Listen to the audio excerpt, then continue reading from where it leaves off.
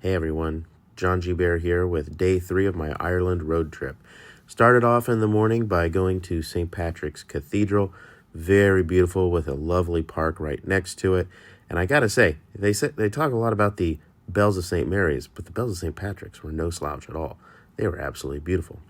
After the cathedral, I went to Dublin Castle, got to tour the state apartments there, which were really cool. Check out this room here.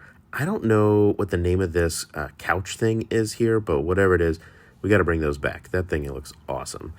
And here's St. Patrick's Hall. This is a stunning room. It's just so impressive to be in person. I would definitely attend a dinner there. But couldn't eat there today, so I had to go find some lunch back out on the street. I went to the Brazen Head, claims to be Ireland's oldest pub. I don't know if that's true, but it was pretty great. Really enjoyed it. Had a good time there. Had the bangers and mash, which I gotta say is probably the best combo out there since sausage and taters. Really good stuff.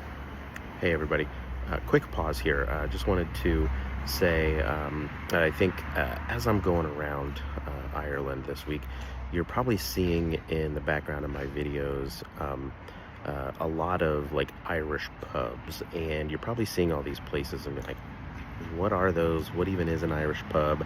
Help me out, I'm super confused. Don't worry, I got you. So an Irish pub is basically, I would say, Ireland's equivalent of what we would call back home a paint and sip. There's really just, I'd say, 2 key differences. So number 1, you don't really see anybody painting here. And number 2, they take some pretty big sips.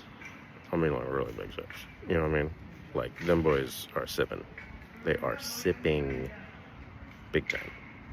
But that's really it. So just, if you see one of these and you're like confused, just remember, paint and sip minus the paint. More like a sip and sip. I'd say it's like really big sip and sip. A lot of just constant sipping.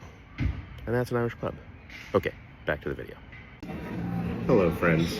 Now Ireland has a lot of famous exports.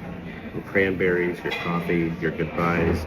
But while I'm here, I decided to see if I could find some hidden gems, and I found one that, quite frankly, I think you're all going to love. Ladies and gentlemen, may I introduce Guinness.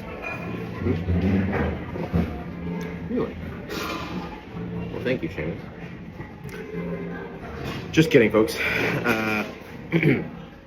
May I introduce to you Guinness.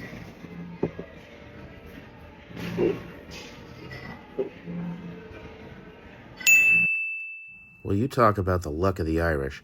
Turns out there was a Guinness factory right down the street. Suddenly, there was Guinness everywhere I looked. So I thought, you know what? Let's check it out. This place is pretty cool. They have a whole building just dedicated to Guinness. And I went in. Turns out they let me do this connoisseur experience where I learned all about the history of Guinness. And they even taught us how to pour a pint for ourselves. Look at that. That's my Guinness. I did that. I am so proud of that. It was really cool. Very wonderful experience. The rest of the building is teaching you all about the Guinness making process, all the ingredients, the Guinness yeast. Apparently that's a real thing. It's just really cool. Like 7 floors of Guinness things to see and do. Even a rooftop bar where you can enjoy incredible views of Dublin while you sip on your Guinness. And then, of course, I had to finish with some dinner, so I got the beef and Guinness stew. That was day 3. Hope you enjoyed my log.